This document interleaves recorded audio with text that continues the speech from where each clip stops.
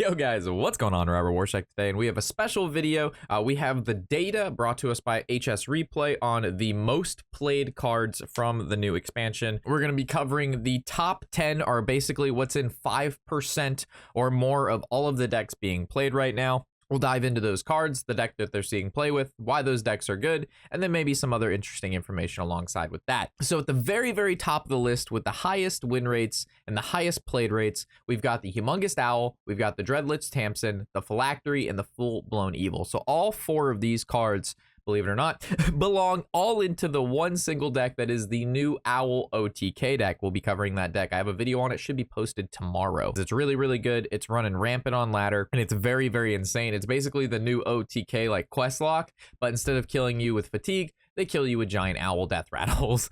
So all four of these new cards are found in that particular deck, and that deck's playing a lot, which is why it's up there at the top. Also, keep note, Dreadlich is one of the new heroes that we have, so she's definitely seeing play. When we made our hero tier list, she was tier S for me, so just gonna point that out, that she is currently the most played. Very good hero, and we voted her the absolute highest out of all of the others, so no surprise there. Something interesting though, and I think a lot of people might have overlooked, that's going to be right below all of these new Warlock cards. That's going to be the Iron Deep Trog. So this guy, as a 1 mana, doesn't really look like that much of a threat, but he copies himself after your opponent plays a spell. So for example, he's at 2 health and you just kill him right off the bat, he doesn't make a duplicate. But what people are doing is they're playing him in buff Paladin, which is what we covered yesterday in our most popular decks video, where I had mentioned the Iron Deep Trog in buff Paladin with like Blessing of Authority is kind of just game winning against a lot of decks, because they have to use spells to kill it or get rid of it. And if it doesn't kill it or get rid of it, which 10 health is a lot to get through, it's just going to go ahead and make another Trog. And as we know, a lot of the most popular decks in the meta revolve around playing a lot of spells. Almost 70-80% of the decks are made up of spells. So the Iron Deep Trog is like the new best 1-drop in the game, being played by a large majority of the players, sitting at 7.7% in all decks. I think that number is actually just going to keep increasing as players play against him, realize how good he is against, you know, those OTK combo spell-based decks. And he's just a fantastic card. He's also one of the cards that I think is going to get nerfed the first round of nerfs. I don't see this card staying as a 1 mana 1/2. They're either going to make him 2 mana or they're going to give him the Serenite Chain Gang treatment, where they basically make the card that he summons not be an exact duplicate of himself. So if you're facing a lot of those spell-based decks, throw in 2 Iron Deep Trogs, play some buff Paladin or any deck that can just buff them up or make them better. You don't even have to do that. You can play him in Face Hunter. We've been seeing that a lot as well. He's very, very annoying in Face Hunter. A very good, I think, overlooked 1-drop at the start of the expansion. Yo guys, I appreciate you watching my videos. I'm happy you like the content, but if you're not subbed, please sub, because over 50% of the people who are watching the content are not subbed, and it really affects the channel in a bad way. If you want me to keep doing what I love and you like the videos, just make sure you support the channel. And if you don't, I guess that's okay too. Next, we have the Lightforged Carry at 6.6%. She's really, really good. The weapon, a lot of people didn't know how it functioned at first, but now we do, because obviously we got to play with it. Her weapon allows you to basically take half damage from everything. It's not just when you attack with the weapon. The immovable object, so if you get hit with an 8 attack minion, you actually just only take 4, and that's just forever.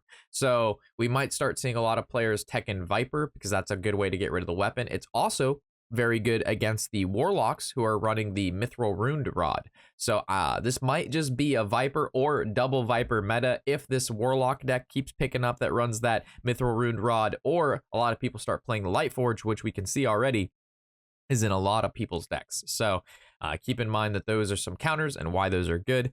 Next on the list, jumping just below 6% at 5.7% and 5.4% of all decks, that's going to be the new Sleep Breaker and the new Wind Chill. And the reason that I'm assuming these two are up here back to back is when you play Sleep Breaker, it obviously gives you a Wind Chill. You could also just play Wind Chill in your deck, but assuming a card that gets generated off another card, if people play that card a lot, obviously the second runner up to that card is going to be the card it generates. And these two cards are found in Free Shaman, which was, again, we made a top 5 popular deck so far video. Free Shaman was amongst one of them. I believe No Hands Gamer hit #1 legend with a particular rendition of it, which I have posted already. I'll throw that in the description below. And on top of that, there's a lot of different renditions. We played quite a bit of Free Shaman in the Theory Crafting stream. It performed really, really good. The problem is its only weakness is those OTK decks that basically don't revolve around minions or weapons. So freezing minions or freezing your opponent's face doesn't mean anything because they're not doing any of those things, right? They're just removing the board and then inevitably just killing you with, you know, over 30 damage. So as long as the OTK decks are going to be out there, free Shaman will stay in check. But if we see some nerfs to the OTK decks, you know, the decks that aren't OTK, free Shaman handles very, very well. It has a decent amount of healing. It has a ton of board control. It's got a good amount of AoE. So free Shaman, actually a meta deck now, actually a good deck. And that's why we're seeing that Sleep Breaker and Wind Chill at the top. And then runner up to the free Shaman, we have Scabs, the Shadow Hunter. This is basically an auto-include hero for any rogue deck. If you're playing OTK decks, play Shadow Crafter just because he clears the board. He buys you a turn because he basically vanishes everything. And then he has that 0 mana hero power that makes your next card cost 2 less. So he's just a combo activator as well. If you're playing any sort of rogue deck, Scabs at the moment is kind of just an auto include. While I don't think he's the most powerful of all of the new heroes, he is just good in all of the current decks that rogue has to offer. You know what I'm saying? So even if you are playing a control rogue, a death rattle rogue, an aggro rogue, a quest rogue, a boar rogue, you're going to be playing Scabs, and that's why I believe his percentage is X is so high, because every rogue deck is just going to play him regardless if he's the best hero or not. He's just an auto include into rogue decks. And then final on our list at exactly 5% played in all current decks, and that's going to be Vandar Stormpike. And the reason I believe that he is so good right now is because he's played in all of the big decks that you have to offer. So whether you're playing big druid, big warrior, big demon hunter, big shaman, whatever big deck that you're playing, Vandar is an awesome card to put in there because he reduces down all of your big minions that allow you to play multiple big minions in one turn. So those are our top 5 most played new cards this expansion so far. And again, this information was brought to me, which was brought to you by Hearthstone Replay. They've got a lot of good stuff on their site. If you don't already, I use the deck tracker that you see on the screen that I get a lot of questions on, of like, how do you count your opponent's cards when they draw them? How do you see what's in your deck? And all like the secret counters all comes from the HS Replay deck tracker. It's free to use, doesn't cost anything.